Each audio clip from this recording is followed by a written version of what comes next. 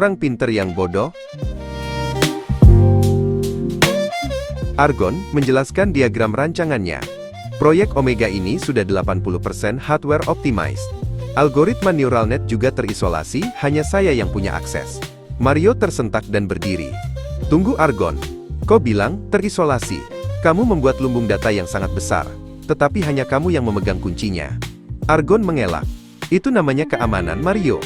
Ini aset paling berharga perusahaan. Kita harus melindunginya. Mario menyeringai. Melindungi atau menimbun? Bagaimana dengan keberlanjutan? Di mana transfer knowledge dan dokumentasi? Ini masih key man dependency. Jika kamu tiba-tiba berhalangan, proyek ini bisa lumpuh. Argon kembali mengelak. Itu resiko yang harus kita ambil demi performa optimal. Martha diam-diam memperhatikan, lalu menarik napas. Argon. Tukasnya. Ucapan kamu barusan itu terdengar sangat familiar. Tommy menggeser kursinya ke tengah. Hold on. Semua orang ambil napas dulu. Energi kita seharusnya untuk proyek, bukan perdebatan. Martha menimpali. Tommy benar. Kita semua sepakat tentang pentingnya proyek Omega. Mario Argon, izinkan kami menengahi dengan sebuah kisah. Argon merespon. Kisah apa? Kita sedang membahas bisnis intelligence, bukan fairy tale. Mario membela. Saya penasaran. Silahkan Martha. Tommy menyanggah. Bukan dongeng Argon. Ini tentang prioritas. Coba kamu baca Injil Lukas, bab 12 ayat 13 sampai 21. Nah, pada ayat 16 diceritakan tentang seorang kaya, tanahnya berlimpah hasilnya. Persis seperti lumbung-lumbung data yang kamu bangun sekarang. Martha mengangguk lalu melanjutkan. Kata orang kaya itu dalam hatinya, aku tidak mempunyai tempat untuk menyimpan hasil tanahku. Aku akan merombak lumbung-lumbungku, dan mendirikan yang lebih besar. Argon tersentak dengan cuplikan kisah tersebut, katanya. Itu persis yang saya usulkan untuk storage data kita. Menerapkan teknologi terbaru, membangun gudang data yang lebih besar. Lalu apa masalahnya? Martha menjelaskan. Masalahnya bukan di gudangnya, Argon. Masalahnya ada pada kalimat berikutnya. Tommy membantu menjelaskan. Orang kaya itu berkata, "Hai jiwaku, ada padamu banyak barang, tertimbun untuk bertahun-tahun lamanya. Beristirahatlah, makanlah, minumlah, dan bersenang-senanglah." Mario tampak setuju dan mengangguk. Kamu hanya fokus menimbun dan mengamankan kenyamanan pribadi, Argon. Anda menimbun insight dari artificial intelligence, untuk kepentingan pribadi. Tommy melanjutkan penjelasan. Lalu datanglah teguran.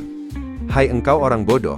Pada malam ini juga jiwamu akan diambil daripadamu, dan apa yang telah kau sediakan, untuk siapakah itu nanti?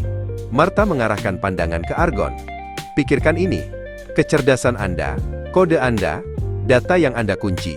Jika kamu tiba-tiba tak ada, semua kekayaan itu akan menjadi puing yang tak bisa digunakan siapapun. Ia menjadi sia-sia. Wajah Argon menjadi tegang. Ia melihat ke layar monitor, dan terdiam. Mario memandang ke arah Argon. Kebodohannya bukan pada kurangnya kepintaran.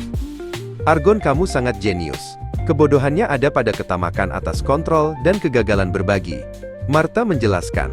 Visi Mario bukan hanya mengumpulkan data, tetapi juga memberdayakan orang. Tommy juga menambahkan.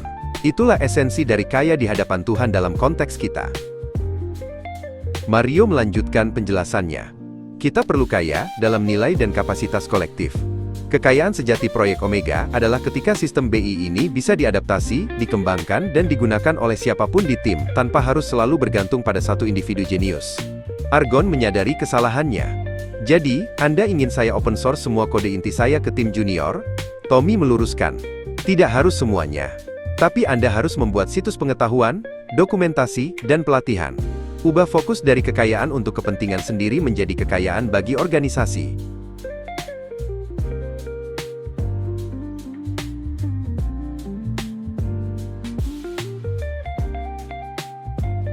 Martha mengeluarkan form baru.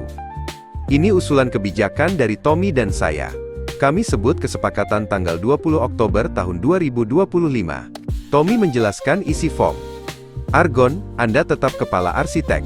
Tapi, 20% waktu Anda harus didedikasikan untuk knowledge transfer dan pengembangan tim junior. Dokumentasi menjadi metrik utama.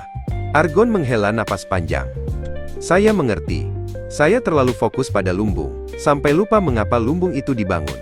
Baiklah, saya terima. Mario berdiri dan tersenyum senang. Bagus sekali Argon. Itu adalah langkah awal untuk menjadi benar-benar kaya. Bukan hanya dalam data, tetapi dalam kepemimpinan. Martha juga menambahkan, proyek Omega bukan hanya tentang membangun artificial intelligence, tapi juga membangun tim yang bijaksana. Tommy ikut bicara. Mari kita pastikan bahwa tidak ada ketergantungan bahkan jika hardware dan software harus diganti. Deal. Argon berdiri menyalami Mario. Deal. Mari kita ciptakan bisnis intelligence yang benar-benar intelijen, secara teknis dan spiritual. Satu kalimat dari Mario. Setuju. Untuk kekayaan sejati. Tukasnya.